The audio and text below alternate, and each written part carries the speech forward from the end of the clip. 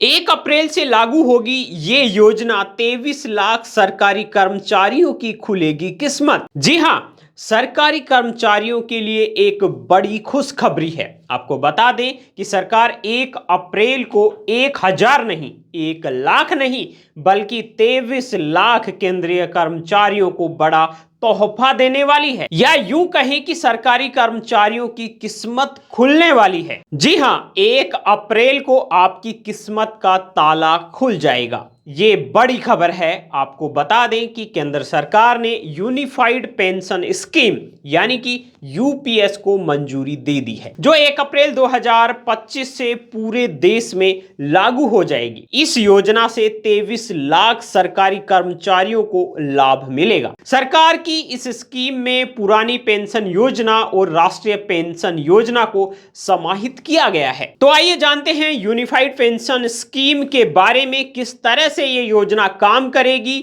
ये 1 अप्रैल 2025 से लागू हो रही है, जिसका केंद्रीय कर्मचारियों पर क्या असर पड़ेगा, मोदी सरकार की ये योजना कैसे काम कर रही है पहले वाली योजना से अलग तरीके से, और इसका लाभ किस तरह से आप ले सकते हैं। देखिए, इस योजना का जो मुख्य उद्देश्य है वो है सरकारी कर्मचारियों को सेवानिवृत्ति के बाद में आर्थिक सुरक्षा और स्थिरता प्रदान करना। यूपीएस पुरानी पेंशन योजना, ओपीएस और राष्ट्रीय पेंशन योजना एनपीएस की चुनिंदा विशेषताओं को समाहित करते हुए यूनिफाइड पेंशन सिस्टम पेश करती है। यानी कि इस योजना के लागू होने के बाद सरकारी कर्मचारी नेशनल पेंशन स्कीम यानी कि एनपीएस या यूनिफाइड पेंशन स्कीम यानी कि यूपीएस में से किसी एक को चुन सकते हैं। अब हम आपको बताते हैं कि यूनिफाइड पेंशन स्कीम की खासियत क्या है। इस पेंशन स्कीम में सरकारी कर्मचारियों को सुनिश्चित पेंशन दिए जाने का प्रावधान है। जिन कर्मचारियों ने कम से कम 25 वर्ष तक नौकरी की है, उन्हें रिटायरमेंट से पहले के 12 महीनों में रही उनकी औसत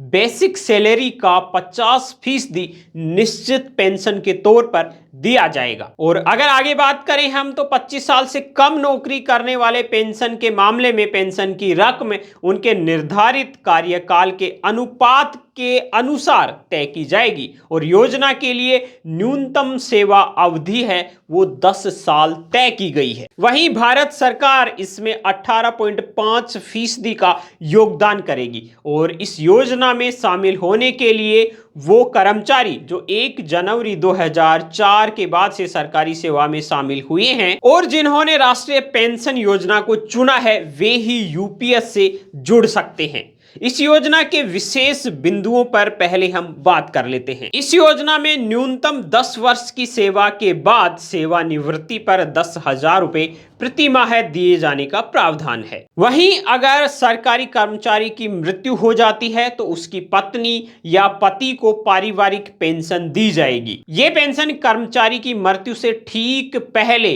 उनकी पेंशन का 60% देय होगा। निश्चित पेंशन और पारिवारिक पेंशन को मुद्रास्फीति के अनुसार समायोजित किया जाएगा, जिससे महंगाई के प्रभाव से पेंशन की क्रय शक्ति बनी रहेगी। सेवानिवृत्त कर्मचारियों को अखिल भारतीय उपभोक्ता मूल्य सूचकांक के आधार पर महंगाई राहत प्रदान की जाएगी। ग्रेच्युटी के अतिरिक्त प्रत्येक कर्मचारी को सेवानिवृत्ति पर अंतिम मासिक वेतन का 10% प्रति 6 माह की सेवा अवधि के लिए एक मुश्त भुगतान मिलेगा। अब आपका अगला सवाल आ सकता है कि यूनिफाइड पेंशन स्कीम का लाभ कितने कर्मचारियों को मिल पाएगा। यूनिफाइड पेंशन स्कीम के लागू होने से केंद्र सरकार के लगभग 23 लाख कर्मचारियों को तत्काल प्रभाव से लाभ होगा। यदि राज्य सरकारें भी इस योजना को लागू करती हैं तो लाभार्थियों की संख्या बढ़कर 90 लाख तक पहुंच सकती है। प्रधानमंत्री नरेंद्र मोदी ने इस योजना को सरकारी कर्मचारियों की गरिमा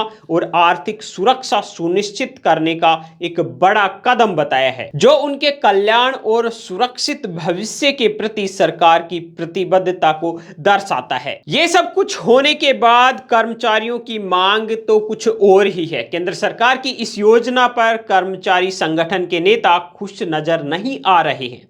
वे एनपीएस और यूपीएस के बीच विकल्प देने वाले इस ऑफर से संतुष्ट नहीं हैं। इसलिए उनका मानना है कि अभी कर्मचारियों में एनपीएस और यूपीएस के बीच मामला फंसा हुआ नजर आ रहा है और वो इसीलिए इसको कंफ्यूजिंग बता रहे हैं और कर्मचारियों को इसे समझना भी मुश्किल लग रहा है। इसलिए सरकार को ओपीएस वापस ले आना चाहिए। तो इस सारी स्कीम पर क्या है आपकी राय, कमेंट करके हमें जरूर बताइए। इसी तरह की सरकारी योजनाओं और एनालिसिस के वीडियो देखने के लिए यूट्यूब में सर्च करें बीएन हिंदी, चैनल को सब्सक्राइब करें, बेल आइकन को प्रेस करें, वीडियो को ज्यादा से ज्यादा शेयर करें ताकि सभी लोगों को इस योजना, इस स्कीम का पता चल सके, फायदा मिल सके। लाइक नहीं किया है तो इस वीडियो को लाइक कर दीजिए।